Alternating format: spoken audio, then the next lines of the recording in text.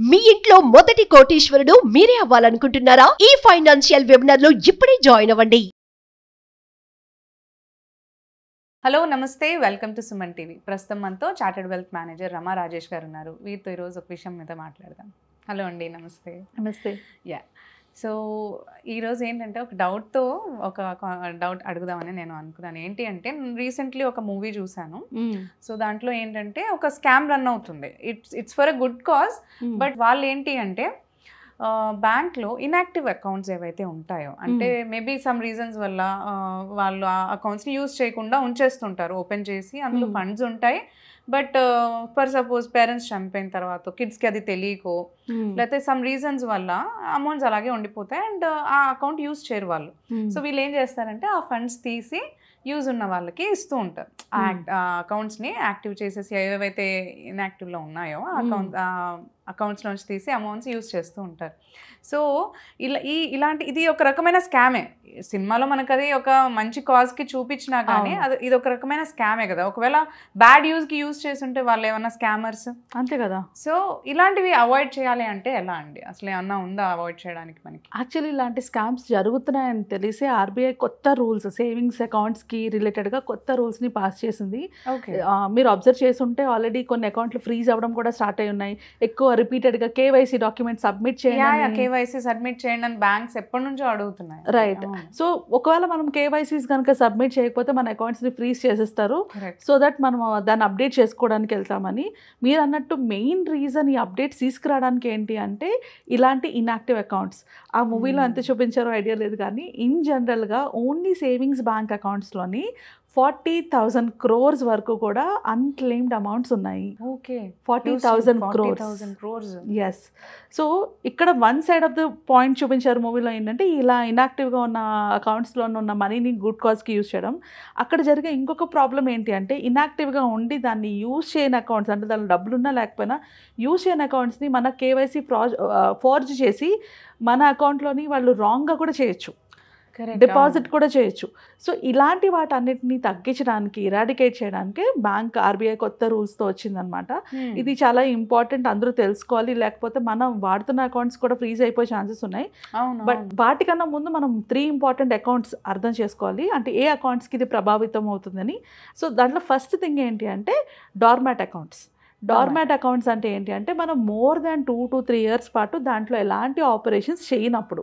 It could be reasons, ఒకటి మీరు అన్నట్లు ఎవరైనా చనిపోయి ఆ అకౌంట్ని క్లోజ్ చేయకుండా ఉండిపోయినవి కావచ్చు, లేకపోతే మనకే తెలియని అకౌంట్స్ మన పేరు మీద ఉండొచ్చు. ఇప్పుడు కొన్నిసార్లు కంపెనీలో జాయిన్ అయినప్పుడు ఒక్కొక్క కంపెనీలో ఒక్కొక్క బ్యాంక్ అకౌంట్స్ ఓపెన్ చేస్తారు కదా.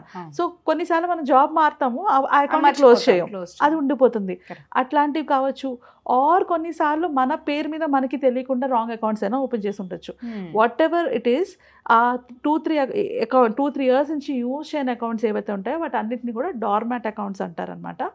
సో ఈ డార్మాట్ అకౌంట్స్లోని ఎక్కువగా ఫ్రాడ్ జరిగే ఛాన్సెస్ ఉంటాయి. సో సెకండ్కి వచ్చేటప్పటికి మనకి ఇన్యాక్టివ్ అకౌంట్స్. ఇన్యాక్టివ్ అకౌంట్స్ అంటే ఎలాంటి ట్రాన్సాక్షన్స్ చేయకుండా మనం వాడుతున్న అకౌంట్లే, బట్ మనం దాంట్లో ఏం ట్రాన్సాక్షన్స్ చేయట్లేదు. సో మనం ఏమనుకుంటాం, అకౌంట్ యాక్టివ్గా ఉందనుకుంటాం, కానీ అది అకౌంట్ మనం ఏం ట్రాన్సాక్షన్స్ చేయట్లేదు కాబట్టి అది ఇన్యాక్టివ్ స్టేట్కి వెళ్ళిపోతుంది. ఇంకొన్ని రోజులు ఆగితే అది డార్మాట్లోకి వెళ్ళిపోతుంది. మనం ఏదో ఒక ట్రాన్సాక్షన్ చేస్తూ ఉండాలి దాంట్లో, అది యాక్టివ్గా ఉండడానికి. ఆర్ ఏ ట్రాన్సాక్షన్ చేయకపోతే అట్లీస్ట్ కేవైసీ అయినా అప్డేట్ చేయాలి. సో అప్పుడు మనకి అది యాక్టివ్ అవుతుంది. సో ఈ 2 అకౌంట్స్ చాలా ఇంపార్టెంట్. ఎందుకంటే మనకే ఉంటాయి 3-4 అకౌంట్లు ఉన్నాయి అనుకుంటాం, బట్ మనం యూజ్ చేయకపోతే అవి స్లోగా ఇన్యాక్టివ్ నుంచి డార్మాట్కి వెళ్ళిపోతాయి. And third type of account ఏంటంటే జీరో బ్యాలెన్స్ అకౌంట్.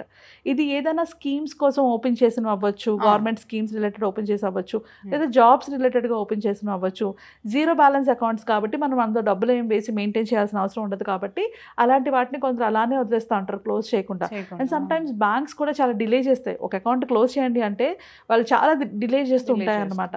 సో ఇవి ఏవైనా కూడా ఈ ప్రాబ్లం మీరు అన్న స్కామ్లో ఇరుక్కునే ఛాన్సెస్ ఉంటాయి కాబట్టి ఇప్పుడు ఆర్బీఐ తీసుకొచ్చిన కొత్త రూల్ ఏంటి అంటే కంపల్సరీగా ఇలాంటి అకౌంట్స్ ఉన్న ప్రతి ఒక్కరికి కూడా ఆల్మోస్ట్ అంటే డిఫరెంట్ వేస్లో కమ్యూనికేషన్ చేయాలి బ్యాంక్స్.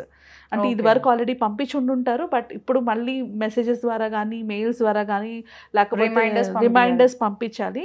సో దట్ పీపుల్ ఎవరికైనా ఉంటే వాళ్ళు వచ్చి దాన్ని రియాక్టివేట్ చేసుకోవడము, వాళ్ళకి లేదు అంటే కంప్లైంట్ చేయడమైనా చేస్తారు కదా. సో ఆ ప్రాసెస్ చాలా ఇంపార్టెంట్. ఎక్కువ బేసికలీ ఇది తీసుకురావడానికి రీజన్ ఏంటంటే ఇలాంటి స్కామ్స్ నుంచి ఆపడానికి. ఒకటి అందులో ఉన్న అమౌంట్ని విత్డ్రా చేసుకొని వాడుకునే వాళ్ళు ఉన్నారు, లేదా మన వైట్ మనీ బ్లాక్ మనీని చేసుకోవడానికైనా ఇలాంటి అకౌంట్స్ ని యూజ్ చేసే ఛాన్స్. బ్యాడ్ కాజెస్ కి కూడా ఇప్పుడు ఇల్లీగల్ యాక్టివిటీస్ కి కూడా ట్రాన్స్ఫర్ చేస్తూ ఉంటారు. అండ్ అందులో ఇరుక్కుపోయేది ఎవరు? సామాన్య ప్రజలు. ఎవరిదైతే అకౌంట్ వాళ్ళు ఇరుక్కుపోతారు. So it is very important అలాంటివి మనకి నోటిఫై చేయడం. సో బ్యాంక్స్ కి ఆర్బీఐ ఇచ్చిన రూల్ ఏంటంటే ఫాస్టర్ చేయాలి. అంటే ఎవరైనా మీ దగ్గరకు వచ్చి ఈ పర్టికులర్ కేవైసీ అప్డేట్ చేయండి ఇవంటే వీడియో కేవైసీ కానీ అంటే ఫీజిబిలిటీ ఇవ్వాలన్నమాట క్లయింట్స్కి. సో దట్ వాళ్ళు ఫాస్ట్గా ఆ కేవైసీ వెరిఫికేషన్ చేసుకొని అకౌంట్ని యాక్టివేట్ చేసుకునేలాగా ఉండేలాగా. మోస్ట్లీ మనకి ఇవి ఈ బ్యాంక్స్లో జరుగుతాయి, పబ్లిక్ బ్యాంక్స్లో జరుగుతాయి అనమాట. ఎస్బీఐ ఇలాంటి వాటిలో ఢిల్లీ జరుగుతుంటుంది. సో ఇట్స్ అ వార్నింగ్ అనమాట. ఇట్లా కాదు, ఈ ప్రాసెస్ ఫాస్ట్ చేయాలి అన్నది ఒక సైడ్. అండ్ సెకండ్ సైడ్ ఏంటి అంటే మనకి ఎలా అయితే ఈ వీడియో వెరిఫికేషన్ ఇంపార్టెంటో ఇది మనది కాదు అని మనకు తెలిసినప్పుడు మనం వెళ్ళి క్యాన్సిలేషన్ కూడా పెట్టుకోవాలి. కంప్లైంట్ చేసి క్యాన్సిల్ కానీ క్లోజ్ కానీ చేయించుకోవాలి. ఇవేమి మనం చేయించుకోకపోతే ఆటోమేటిక్గా అకౌంట్ ఫ్రీజ్ అయిపోయి క్లోజ్ కూడా అయిపోతాయి విత్ ఇన్ వాట్ టైం. ఇది కూడా మనకి ఫాస్ట్ అంటే వాళ్ళు మోస్ట్లీ ఇచ్చింది ఏంటి అంటే 0 బ్యాలెన్స్ అకౌంట్స్ అనేవి ఫటాఫట్ క్లోజ్ చేయమన్నారు. ఆ ఎక్కువ టైం ఇవ్వలేదు వాటికి. మిగిలిన వాటికి మాత్రం మన నోటిఫికేషన్స్ అవి పంపిస్తారు కదా, 2-3 నోటిఫికేషన్స్ తర్వాత అవి క్లోజ్ అవుతాయి అనమాట. సో అందులో మనీని విత్డ్రా చేసుకోవడానికి తర్వాత ఫ్యూచర్లో ప్రాబ్లం అవుతుంది. సో ఇది బ్యాంక్స్కి ఇచ్చిన next kind of notice. And తర్వాతకి వచ్చేటప్పటికి దాంట్లో ఉన్న అమౌంట్ని ఎవరైతే క్లెయిమ్ చేసుకోకుండా మన అకౌంట్స్ అయితే ఓపెన్ చేసి ఉంచుకున్నామో అమౌంట్స్ క్లెయిమ్ చేసుకోవట్లేదు. సో అలాంటి వాళ్ళకి ఒక వెబ్సైట్, ఇది ఎప్పటి నుంచో ఉంది బట్ మళ్ళీ ఇంకొకసారి ఉద్గమ్ అని ఒక వెబ్సైట్ ఉంది. మనం ఉద్గమ్ వెబ్సైట్ ఇది ఆర్బీఐ లాంచ్ చేసింది. అందులోకి వెళ్ళి మన డీటెయిల్స్ అంటే మన పాన్ కార్డ్ని, మన నేమ్ని, మన డీటెయిల్స్ని మనకు కానీ మన ఫ్యామిలీ మెంబర్స్ కానీ మన పేరెంట్స్కి కానీ ఇన్లాస్కి కానీ ఎవరికైనా వాళ్ళ పాన్ కార్డులు ఉంటే వాటితో, పాన్ కార్డు లేని వాళ్ళు వాళ్ళ నేమ్స్తో అయినా సెర్చ్ చేసి చూస్తే అకౌంట్స్ కనుక ఓపెన్ అయి ఉంటే అందులో ఒకవేళ అమౌంట్ ఉన్నా ఆర్ అమౌంట్ లేకపోయినా కూడా అకౌంట్స్ కనుక ఓపెన్ అయి ఉంటే అది యూజ్ చేయకపోతే వెంటనే వెళ్ళి మనం కూడా క్లోజ్ చేసుకోవాలి. That is our responsibility. లేకపోతే మనమే తర్వాత సఫర్ అవుతాం దాన్ని రాంగ్ యూజెస్కి కనుక పెడితే. అండ్ అట్లానే మనకి తెలియకుండా ఏమైనా అకౌంట్స్ ఓపెన్ అయి ఉన్నా కూడా మనకు అక్కడ అర్థమైపోతాయి ఇది ఇలా ఓపెన్ చేస్తున్నారు అనేసి.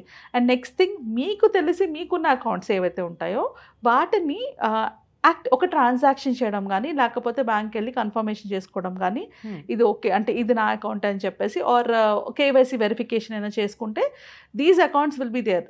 మనం ట్రాన్సాక్షన్ చేసుకోకపోతే ఇన్యాక్టివ్ నుంచి డార్మాట్కి వెళ్ళిపోతే వాళ్ళు ఫ్రీజ్ చేసేస్తారు అకౌంట్స్ని.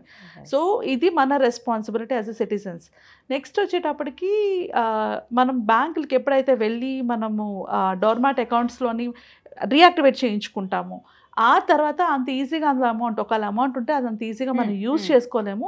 Second level third level scrutiny చేశాకనే మనకి యూజ్ చేసుకునే ఛాన్స్ ఇస్తున్నారనమాట న్యూ రూల్ ప్రకారంగా.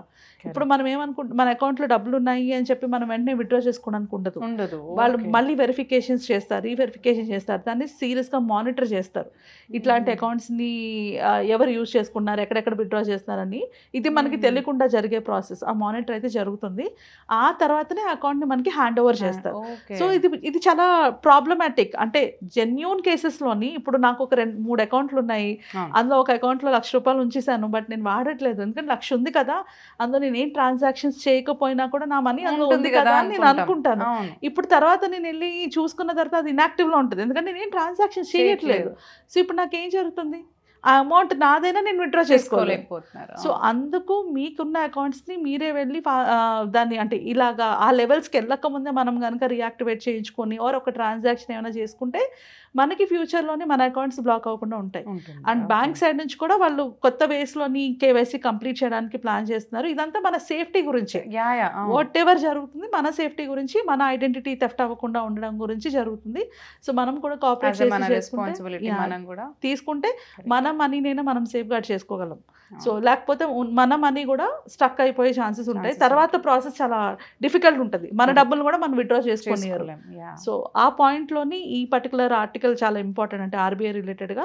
సో ఎవరికైనా మోర్ దాన్ 1 అకౌంట్ ఉంటే ఒక్కసారి ఆ అకౌంట్స్ని ఒక ట్రాన్సాక్షన్ అని చేయండి, లేదా బ్యాంక్ వెళ్ళి కనుక్కోండి నెక్స్ట్ ప్రాసెస్ ఏంటి, ఆర్ ఇంకేం చేయాలి, what can I do. And ఈ we account can do this in a site, right?